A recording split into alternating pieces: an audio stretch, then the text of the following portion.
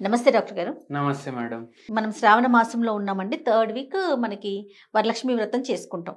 ఆడవాళ్ళమంతా కూడా చక్కగా పూజ చేసుకుంటాం. అమ్మవారి పూజ అనగానే ఫస్ట్ పరవన్నం వండుతాం. అమ్మవారికి చక్కగా నైవేద్యం పెట్టడానికి. అందులో కాస్త పంచదార వేసి చేసుకుంటాం. కానీ ఇంట్లో డయాబెటీస్ పేషెంట్స్ ఉన్నారనుకోండి, అమ్మో పంచదార వద్దు బెల్లంతో చేసుకుందాం అనుకుంటారు. షుగర్ తినకూడదు కాబట్టి. మరికొంతమంది ఏం చేస్తారు, అసలు బెల్లము వద్దు, పంచదార వద్దు, నార్మల్‌గా ప్లెయిన్‌గా చాలా తక్కువ షుగర్‌తో చేసుకుందాం అనుకుంటారు. కొన్ని కొన్ని సందర్భాల్లో ఉదయం లేవగానే హనీ వాటర్ తాగుతాం. అంటే వరలక్ష్మి వ్రతం అని కాదు, జనరల్‌గా. అసలు డయాబెటీస్ ఉన్నవాళ్ళు పంచదార తీసుకోవచ్చా? బెల్లం తీసుకోవచ్చా? హనీ తీసుకోవచ్చా? ఈ మూడిట్లో ఏది డేంజర్ అండి? ఈ మూడిట్లో ఏది డేంజర్ కన్నా ఒక ఫ్యాక్ట్ చెప్తాను నేను మీకు. ఇప్పుడు మనకు చెట్లు కనిపిస్తున్నాయా సిటీలో? చాలా తక్కువ కనిపిస్తాయి. ఫారెస్ట్ ఏరియా ఏదైతే ఉంటుంది కదా, ఫారెస్ట్ ఉంటుంది కదా, ఆ ఏరియా కూడా తగ్గుతుంది. మళ్ళా దాంతో పాటు ఇంతకుముందు మనకు ఈ హనీబీని ఏమంటారు? తేనెటీగలు. ఈ తేనెటీగలు కూడా కనిపిస్తుండే మనకు. ఇప్పుడు అవి కూడా కనిపిస్తలేవు. ఓకే. అండ్ వెరీ ఇంపార్టెంట్ ఏంది అంటే విషయము, ఒక గవర్నమెంట్ ఆర్గనైజేషన్ ఒక టెస్ట్ కండక్ట్ చేసిండ్రు. ఏం టెస్ట్? మార్కెట్లో ఉన్న టాప్లో ఏవైతే తేనె ఎవరైతే అమ్ముతున్నారో వాళ్ళవి ర్యాండమ్గా శాంపల్లు తీసుకొని రండి, ర్యాండమ్గా టెస్ట్ చేద్దాం. ఓకే. ర్యాండమ్గా టెస్ట్ చేసిన తర్వాత, ఇది గవర్నమెంట్ ఇచ్చిన డేటా, ఇది ఓహో. టెస్ట్ రిజల్ట్ ప్రకారం ఏమొచ్చింది తెలుసా మీకు? దాంట్లో 70% తేనెనే కాదు, తేనె లాంటిది కానీ తేనెనే కాదు, ఆర్టిఫిషియల్ గా తయారు చేసిండ్రు. ఓకే. ఇప్పుడు మన జనాభా మొత్తం లోకంలో అందరికన్నా ఎక్కువ జనాభా ఉన్న దేశం. అంత మందిలో ఒక 10% మందికి అయినా తేనె కావాలి, తేనె కొంటారు. వాళ్లకు ఏడికెళ్ళి తేనె ఇస్తారు అమ్మేటోళ్ళు? అవునా కాదా? అయితే ఏంది అంటే, చాలా మందికి తేనె హెల్త్కి మంచిది అని తెలుసు, కానీ వాళ్ళు తినేది తేనెనే కాదు, షుగర్ సిరప్ తోటి కూడా తయారు చేస్తారు. ఇంకా కొందరు ఎట్లా తయారైనరు అంటే, ఆ తేనె లాంటి ప్రోడక్ట్ని ఎట్లా తయారు చేస్తున్నారంటే, అది టెస్ట్లలో కూడా పాస్ అవ్వాలి. ఓకే. అట్లాంటి ప్రోడక్ట్లు కూడా తయారవుతున్నాయి.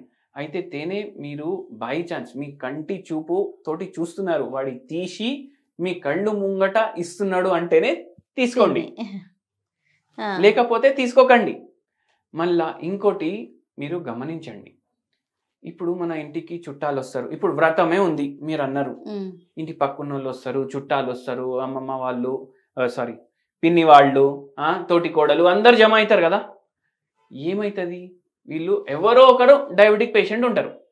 అరే నాకు చాయ్ ఇస్తే చక్కెర వేసి ఇవ్వకు, ఒక పని చేయి, ఒక 3-4 చెంచాలు తేనె వేసి, దాంట్లో పడేది ఒక చెంచా షుగర్, కానీ 3-4 చెంచాలు తేనె వేసుకుంటారు.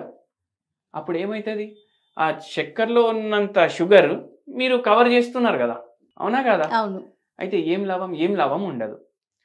మీరు ఏం చేయాలి అంటే, దానికోసం మీరు షుగర్ వ్యాధిని అర్థం చేసుకోవాలి. ఫస్ట్ నేను చెప్తాను, షుగర్ వ్యాధి 95% జనాలకు వచ్చేది టైప్ 2. టైప్ 2 షుగర్ వ్యాధిలో మన బాడీ ఇన్సులిన్ ప్రొడ్యూస్ చేస్తుంది, కానీ మన శరీరం దాన్ని ఎట్లా వాడుకోవాలి మర్చిపోతుంది. శరీరంలో ఇన్సులిన్ ప్రొడ్యూస్ అవుతుంది, కానీ ఎట్లా వాడుకోవాలి అది మర్చిపోతుంది బాడీ. అయితే ఏం చేస్తారు చాలా మంది, ఆ డైట్ ఈ డైట్ అనేసి మొత్తం కార్బోహైడ్రేట్నే కట్ చేసేస్తారు. ఇప్పుడు కార్బోహైడ్రేట్లే పోతలేదు బాడీలో. కార్బోహైడ్రేట్ బాడీలో పోకపోతే ఇన్సులిన్ అవసరం ఉంటుందా ఇంకా బాడీలో? ఉండదు. ఇంకా తగ్గిపోతుంది ఇన్సులిన్ ప్రొడక్షన్. అయితే మనం షుగర్ వ్యాధికి పూర్తిగా నయం చేస్తాము. మనం ఏమంటామంటే, మొత్తానికి కార్బోహైడ్రేట్ వదలొద్దు. ఇడ్లీ తినాలనిపిస్తుందా తినండి, గులాబ్ జామున్ తినాలనిపిస్తుందా తినండి, పాయసం తినాలనిపిస్తుందా తినండి, కానీ వండుకునేటప్పుడు చక్కెర మీరు చాలా తక్కువ వేసుకోండి. ఓకే. మీరు చాలా తక్కువ చక్కెర వేసుకుంటే ఆటోమేటికలీ దాంట్లో ఉన్న చక్కెర క్వాంటిటీ తగ్గితే మీ బాడీ లోపలికి పోయే ప్రాసెస్డ్ షుగర్ కూడా తగ్గుతుంది. అన్నిటికన్నా డేంజరస్ ఫుడ్స్ ఈ లోకంలో ఉన్నాయి అంటే ప్రాసెస్డ్ ఫుడ్స్. ఎట్లా? ఇప్పుడు చెరుకు రసం ఉంది, ఫ్రెష్గా ఆడు తీసి మీ చేతిలో పెడతాడు. కొందరు బాటిల్ ప్యాక్ చేసుకొని ఇంటికి వస్తారు, 15 నిమిషాల్లో కన్జ్యూమ్ చేయాలి అది. అవునా కదా? లేకపోతే ఏమైతుంది, గంటన్నర తర్వాత అది పాడైపోతుంది. ఇదే దాంతో ప్రాసెస్ చేసి బెల్లం తయారు చేస్తారు. తాటి బెల్లం, ఏ బెల్లం అన్నా ఒక బేసిక్ ఫ్రూట్ తోటి ప్రాసెస్ చేసి తయారైతుందా కాదా? అవును. ఈ బెల్లం మీరు మీ ఇంట్లో ఫ్రిడ్జ్లో పెట్టకుండా బయట పెడితే ఒక 15 రోజులు ఉంటుంది. అవునా కాదా? అంటే తక్కువ ప్రాసెసింగ్ అయింది ఉంటుంది 15 రోజులు. దాని తర్వాత దాని మీద కొంచెం ఫంగస్ డిపాజిషన్ అవి ఇవి కనిపిస్తాయి మనకు. అదే చక్కెర ఏదైతే మనం తీసుకుంటాము అది 15 నెలలు కూడా ఖరాబ్ అవుతుందా కాదా? మీరు చెప్పండి. అవ్వదు కదా? అంటే హైలీ ప్రాసెస్డ్, అది షుగర్ హైలీ ప్రాసెస్డ్. అటువంటివి మనం అవాయిడ్ చేయాలి. ఓకే. బెల్లం వేసుకుంటారు, వేసుకోండి, అది కూడా. ఇప్పుడు షుగర్ ఇంత డ్యామేజ్ చేస్తుంది అంటే బెల్లం ఏమో ఇంత డ్యామేజ్ చేస్తుంది. డ్యామేజే, కానీ కొంచెమైనా పోతుండాలి మన బాడీలో. ఎందుకు? మెంటల్ సాటిస్ఫాక్షన్ కూడా ఉండాలి మనిషికి. మెంటల్ సాటిస్ఫాక్షన్ లేకపోతే కూడా రోగాలు పెరుగుతాయి. అయితే కొద్దిగా బెల్లం యాడ్ చేసుకోండి, చాయ్లో కానీ పాయసంలో కానీ. స్వీట్స్ తింటే కూడా బెల్లం స్వీట్లు ఇప్పుడు బాగా ట్రెండింగ్. అవునా కాదా? అయితే అవి తీసుకోండి మీరు, కానీ మీరు సొంతంగా ఇంట్లో ప్రిపేర్ చేసుకోండి. మీరు సొంతంగా ప్రిపేర్ చేసేటప్పుడు మీరు ఎంత చక్కెర వాడతారు దానికన్నా సగం క్వాంటిటీ మీరు బెల్లం వాడండి. అండ్ లిమిట్లో తినండి. పాయసం మా అమ్మ చేసింది, నాకు షుగర్ వచ్చినా సరే నేను తింటా. ఇప్పుడు ఎప్పుడో ఒకసారి కదా తినేది, ఇంట్లోనే కదా. ఇప్పుడు పండుగ ఉంది ఇవాళ కూడా తినకపోతే ఏం పండగ అనేసి మైండ్లో పెట్టుకోకండి. తినండి, కానీ జాగ్రత్తగా తినండి, లిమిట్లో తినండి. స్వీట్ని స్వీట్ లాగా తినండి, రైస్ లాగా తినకండి. లంచ్ లాగా, డిన్నర్ అట్లా తింటే మళ్ళీ షుగర్ స్పైక్ అవుతుంది, మళ్ళీ లేని రోగాలు కొందరికి అది కూడా అయిపోతుంది. అంటే కొందరికి ఎట్లయితుంది అంటే, స్ట్రెస్ ఉండేటోళ్ళకి ఒక పేషెంట్ వచ్చారు, నరాల బలహీనత ఉంది, అరికాల్ మంటలు, తొడ నొప్పులు, మళ్ళా నీరసంగా ఉంటుంది మొత్తం రోజు. ఏంది ఎందుకు అంటే స్ట్రెస్ ఉంది బాగా. పిల్లలు పెళ్ళిళ్ళు అయిపోయినాయి, మా పిల్లలకి పిల్లలు లేరు, ఇంకా అబ్బాయికి పిల్లలు లేరు, అమ్మాయికి పిల్లలు లేరు, అది టెన్షన్. ఇప్పుడు స్ట్రెస్ ఈటింగ్ అనేసి ఒక పదం ఉంటుంది. అది చాలా మంది ఈ పదాన్ని విన్నరు, కానీ వాళ్ళకి ఏం తెలియదు అంటే ఆ పని వాళ్ళు కూడా చేస్తారు. అంతే. స్ట్రెస్ లో రాగానే మనం ఏం చేస్తాం, ఏది ఇష్టం ఉంటే తింటాం. చాలా మందికి స్వీట్లు ఇష్టం ఉంటాయి. నేను కంట్రోల్ చేసుకోలేకపోతున్నా డాక్టర్, నేను డార్క్ చాక్లెట్ కూడా తెప్పించుకొని బార్ తినేస్తున్నా. షుగర్ 350 ఉన్నా ప్రాబ్లం ఉంటలేదు, నాకు 400 ఉన్నా ప్రాబ్లం ఉంటలేదు. కొద్దిసేపు హైగా అనిపిస్తుంది, దాని తర్వాత మళ్ళీ నీరసంగా అయిపోతుంది బాడీ.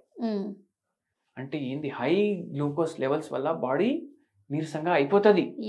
మళ్ళా ఇంకా హైగా వస్తేనే అది నార్మల్కి వస్తుంది, అట్లా అలవాటు అయిపోతుంది బాడీకి. అందుకే ఇవి చాలా డేంజరస్. ఇవి కొద్దిగా లిమిట్లో కన్జ్యూమ్ చేయండి, మీకు కన్జ్యూమ్ చేయాలనిపిస్తే. స్ట్రెస్లో ఉంటే మాత్రం జనాలతో మాట్లాడండి, మీ బాధలు చెప్పుకోండి. బాధలు పంచుకుంటే బాధలు తగ్గుతాయి. అవునా కాదా? ఇప్పుడు అట్లా ఎవరికి చెప్పుకోబుద్ధి కాదు. ఇప్పుడు చెప్పాలంటే, ఇప్పుడు ఇంతకుముందు ఎట్లా ఉంటుండే, ఎవరికైనా పైల్స్ ప్రాబ్లం కానీ, పీరియడ్స్ ప్రాబ్లం కానీ, ఫైబ్రాయిడ్ ప్రాబ్లం కానీ, క్యాన్సర్ ప్రాబ్లం కానీ, మొత్తం ఊరికి తెలిసిపోతుండే వీనికి ఫలానా రోగం ఉందనేసి. ఇప్పుడు ఒక జలుబుకి కూడా పక్కకున్న మనిషికి చెప్పడానికి ఆలోచిస్తారు 10 సార్లు. అవునా కాదా? అన్ని బాధలు లోపాలు పెట్టుకుంటే ఏమొస్తాయి, రోగాలు వస్తాయి. అన్ని బాధలు లోపాలు ఉంటే బాడీ దేంట్లో అవుతుంది, స్ట్రెస్లో అవుతుంది, షుగర్ క్రేవింగ్లు పెరుగుతాయి. అందుకే బాధలు చెప్పుకోవాలి, అది కూడా ఒక టైప్ ఆఫ్ కౌన్సిలింగ్. అది చేయండి. బెల్లం ప్రిఫర్ చేయండి, కానీ చాలా తక్కువ క్వాంటిటీలో. రైట్. అట్లా. Thank you so much doctor గారు. నమస్తే.